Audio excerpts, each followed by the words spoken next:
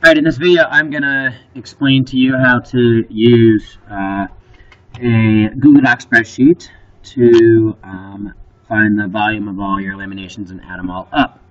I'm going to use the example that we did from class, so you should be familiar with it. Looks kind of like a fish. These are some of the equations from it. This is the integral that I would use to get the actual volume. And then this would be this root 3 over 4 times y1 minus y2. So the exact same thing I have up here without the integral times the delta x is going to be the volume of one of the individual slices. So I know that my graph in particular went from 0 to 6.825.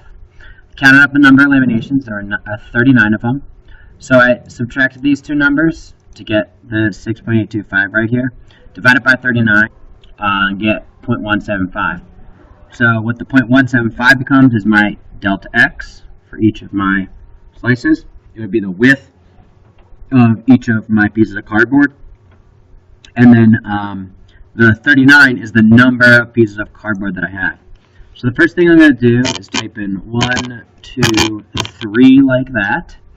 And I'm going to let these be my n values. So n represents the nth piece of cardboard. For example, if I were to go to the piece of cardboard in the middle, it would be somewhere around 20. I'm going to drag that down. I'm scrolling down a little bit until I get to here. And I'm going to, I got to actually highlight all 3, not just the 1. Drag down to here, and then it counts from 1 up to 39.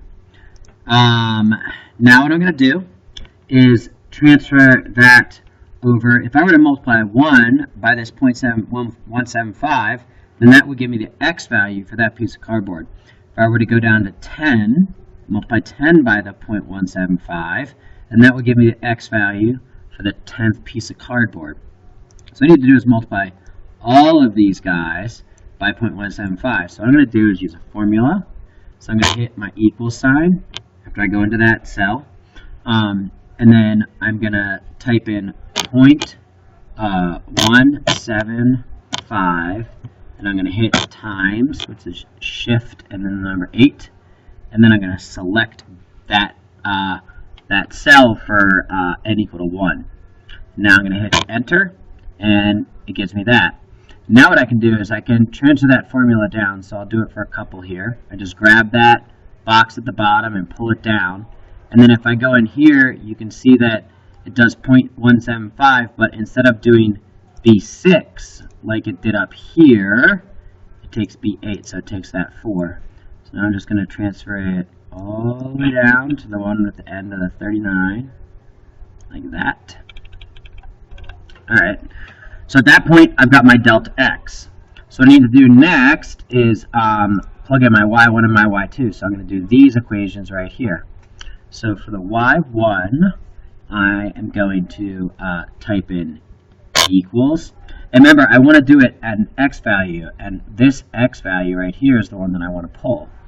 So I'm going to type equals 2 times sine of, and now I want to do x over 2, this guy right here. So I pull this guy, I type over 2, minus, the Google Sheets has a pi feature, but I think it's easier just type in the decimal. So I'm going to type in 3, or decimal approximation, 0.1415 over 6. I'm going to close my parentheses. So I've typed that all in. I got to hit my +1. Oops. +1, and now I hit enter, and it gives me the y value of that first function, y1, for this x value. And I could retype it in for this, right? But I'm going to do the same drag feature. I'm going to go and drag this down, and it'll copy that formula, but it'll change the cell that it's taking it out of. So if I click on this, right, it's got that same formula, except for notice now it's taking C25, which is this x value, sorry, C25 right there, which